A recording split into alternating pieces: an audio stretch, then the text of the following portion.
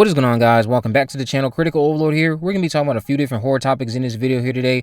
We'll be talking about Buffy the Vampire Slayer. We'll be talking about Insidious 6. We'll be talking about Scream 7. And we'll be talking about the upcoming Sleepaway Camp remake. Starting off here with Buffy the Vampire Slayer.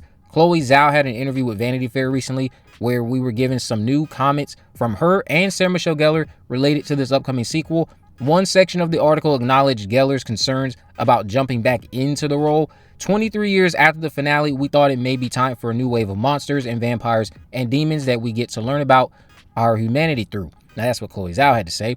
The director heard Gellar's concerns, and yet Zhao says, "I think we chose each other in that moment. No one knows Buffy better than Sarah Michelle Gellar, and that's why I couldn't do it unless she felt like we should. The way the fans commune around her, that's the energy we're trying to bring out onto a small screen again." Sarah Michelle Gellar says this version is coming from a true fan that is desperate to revisit the world, not reinvent. Now, the interviewer asked Chloe if the reports are true about Buffy playing a mentor to the Slayer Nova that we know is going to be played by Ryan Kiera Armstrong, and Chloe said she's very much in it, so staying tight-lipped as always until further notice, of course. But I don't agree that no one knows Buffy better than Sarah. I get what she means in terms of course, giving a PR-like statement. But as much as I don't think it's necessary to have him here, Joss Whedon knows the character just as well, if not better. I don't think it's wrong to admit that and acknowledge that. But I'm going to put my trust in the creatives to deliver week-to-week television that keeps me glued the way Walking with Derry has been. And if you haven't watched Buffy yet, do yourself a favor and do that. The show is simply iconic and it never gets old. Now let's talk about Insidious 6. So Lynn Shay posted this on Facebook a few days ago at this point in response to some Insidious 6 reports, I guess. She said false information that this Insidious is my last film and or is the last film of the franchise. False news, we are just getting started. Now the last bit sounds like a threat to me, unfortunately.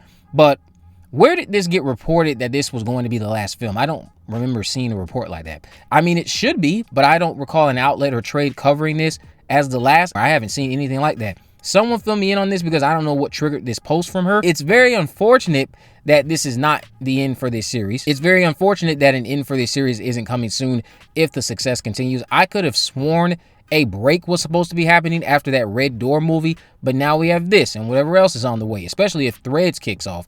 Longer it continues, I think it's fair to say killing Elise in the first movie was a mistake. I think the longer it continues, I think that's a very fair assessment to make. But hopefully this entry is an improvement over the Red Door, because while the Red Door was competent enough, it was a bit meh. That's still how I feel about it after revisiting it a couple times. It was still meh. Now let's talk about Scream 7. So Rose McGowan sat down with Scream Obsessed recently and shared her thoughts on Sidney naming her daughter Tatum in the upcoming Scream 7. Sidney naming her baby Tatum, "It's made my heart happy, and I know it's made many others happy. It feels right and good. Tatum lives. I think Scream is one of the greatest fandoms in the world. I know I'm biased, but I believe this is true." Now, big shout out to you, Scream Obsessed, and pay attention to your DMs because I'll be reaching out to you soon to catch up if you hear this.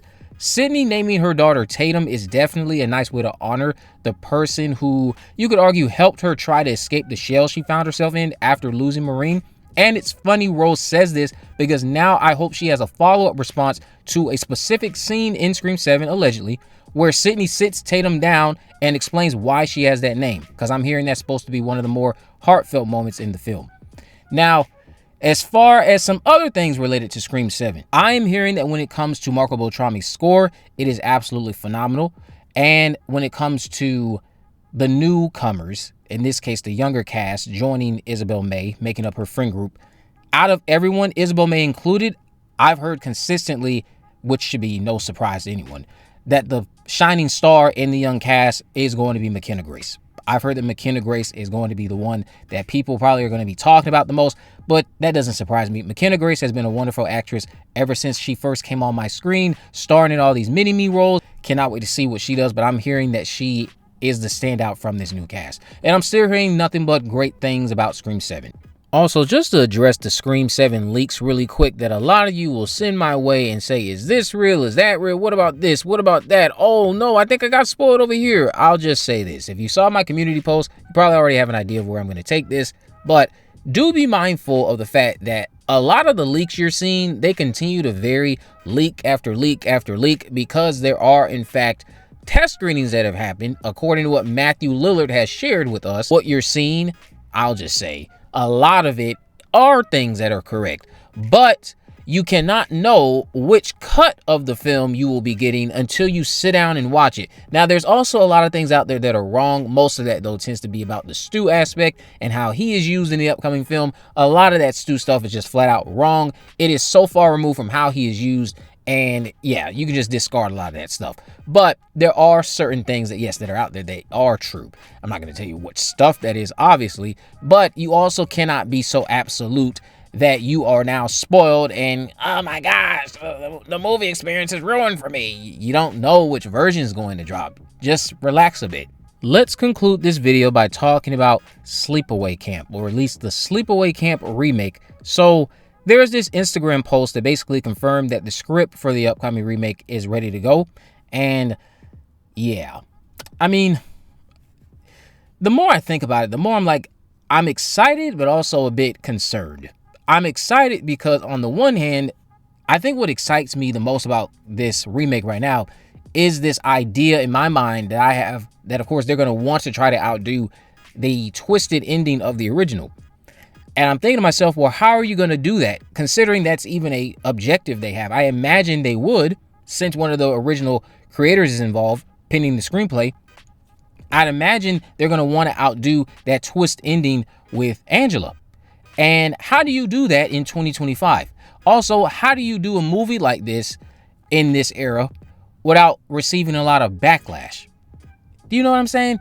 Because if you've seen Sleepaway Camp, I just know that there's probably a lot of people out there who maybe still are fans of the film, but they think that that's just a product that should be left in the time that it dropped.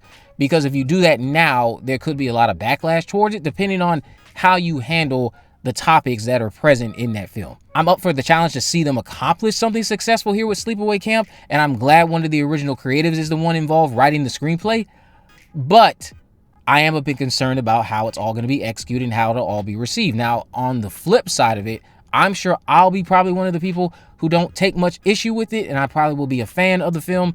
It could go either way, of course, because depending on how it's executed, I could come on here and tell you that the film was a big pile of dog crap. But as far as the film trying to outdo the twist ending, what do you guys think they could do? How do you see them trying to outdo that? Do you even think that's an objective for them? Because that's the only thing that's on my mind right now when it comes to this remake. Hopefully everything goes well with the project. Let me know what you guys think about all this down in the comment section below. If you haven't already, of course, make sure you go ahead and subscribe. Turn on post notification so you can never miss a video. In the description, I'll have links to all my social media accounts. I'm on Facebook, Twitter, and Instagram. You can message me there, of course. Let me know if there are any movies, news, or reviews you'd like me to cover in the future.